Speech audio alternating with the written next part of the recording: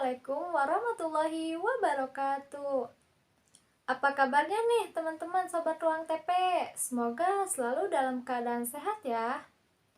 Dan jangan lupa selalu mematuhi protokol kesehatannya juga. Kali ini, Okta akan memberikan informasi atau materi mengenai manajemen sistem informasi berbasis media sosial. Nah, kira-kira teman-teman udah ada yang tahu belum sih? Apa itu manajemen sistem informasi berbasis media sosial ini?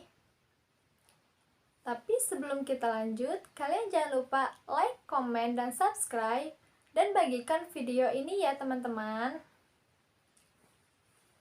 Oke, kita lanjut saja ya ke materi.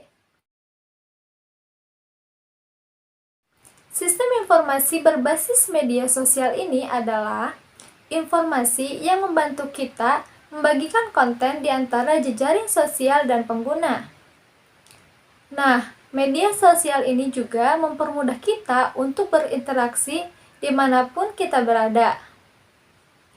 Tentunya sangat membantu dalam proses komunikasi dan informasi bagi penggunanya. Karena media sosial ini juga memiliki jangkauan global. Karena membentuk sistem informasi, media sosial juga mempunyai banyak komponen pendukung loh teman-teman. Nih, kita simak ya selanjutnya. Apa aja sih komponen yang ada di media sosial ini? Nih aku kasih tahu ya teman-teman. Yang pertama yaitu ada komponen hardware. Contohnya seperti COOL dan Access Server. Dan yang kedua yaitu ada komponen hardware, yaitu aplikasi mobile dan web. Serta yang ketiga, komponen data yang terdiri dari data konten atau data seperti posting, tag, komentar, sharing, dan sejenisnya. Dan connection data, yaitu relasi pertemanan. Yang keempat, yaitu ada prosedur, seperti tata cara pertemanan, follow seseorang, keamanan, kerahasiaan, dan sejenisnya. Dan terakhir nih, yaitu pengguna. Biasanya pengguna bebas berekspresi sehingga mempunyai risiko yang besar akibat dari kebebasan berekspresi tersebut.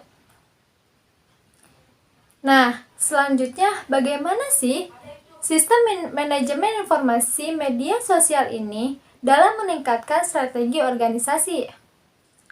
Nih, kita simak ya. Jika sosial media dapat digunakan dengan baik dan disesuaikan dengan tujuan perusahaan, maka dapat meningkatkan perusahaan. Contohnya adalah penggunaan media sosial pada divisi perusahaan seperti yang pertama, ada sales dan marketing activity. Ini contohnya adalah pengguna sosial CRM, di mana pelanggan dapat membangun relasi dua arah dengan perusahaan sehingga saling berinteraksi secara dinamis. Yang kedua yaitu ada pelayanan customer. Dengan media sosial, pelanggan juga bisa membantu sesama pelanggan loh. Perusahaan dapat memberikan imbalan atas bantuan tersebut dan sehingga tidak memerlukan tradisional customer service lainnya. Yang ketiga, ada kebutuhan logistik. Dengan sosial media, secara tepat memberikan berita dan feedback akan membantu proses logistik. Misalnya nih, terjadi banjir atau gempa. Pengguna sosial media juga selalu akan mengupdate meski keaslian berita masih dipertanyakan. Dan yang keempat yaitu ada produksi dengan sosial media. Permintaan atas komunitas terhadap produksi langsung dapat disergap. Lalu bisa langsung memberikan feedback atau hasil yang ada. Yang kelima, ada rekrutmen sosial media, yaitu dapat menjadikan sumber referensi yang memberikan data kandidat lebih cepat karena berdasarkan informasi publik meskipun resikonya validitasnya masih diragukan. Nah, kemudian bagaimana sih cara kita membangun sistem informasi berbasis media sosial ini menjadi efektif? Yang pertama yaitu ada didefinisikan tujuan perusahaan dan hubungannya dengan media sosial. Dan yang kedua, buat indikator kesuksesan pelaksanaan sistem manajemen dengan media sosial tersebut. Dan yang ketiga yaitu identifikasikan pengguna. Yang keempat, tetapkan nilai perusahaan yang sesuai. Yang kelima, buat koneksi pribadi. Dan yang keenam yaitu ada kumpulkan data dan analisis data. Nah, teman-teman, tentunya kita semua tahu dong, di balik cepatnya informasi pada sosial media ini dapat beresiko berbahaya pada perusahaan juga apabila tidak teratur dengan baik. Dengan alasan kebebasan berekspresi, malah membuat perusahaan rugi, baik secara nama maupun secara finansial. Kenapa? Karena tidak ada peraturan atau kebijakan tertentu yang jelas dalam mengatur media ini.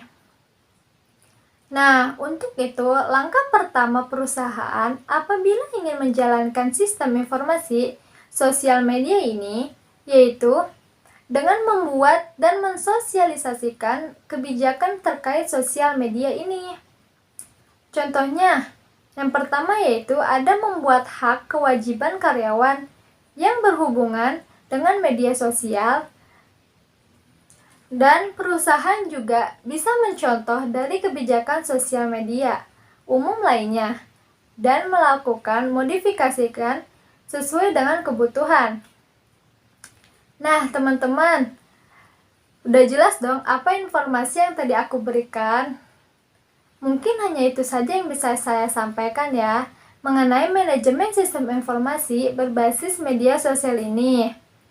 Nah, dan jika teman-teman mempunyai pertanyaan mengenai materi tersebut, silahkan komen di bawah ini ya teman-teman. Oke, sampai jumpa di channel berikutnya. Wassalamualaikum warahmatullahi wabarakatuh.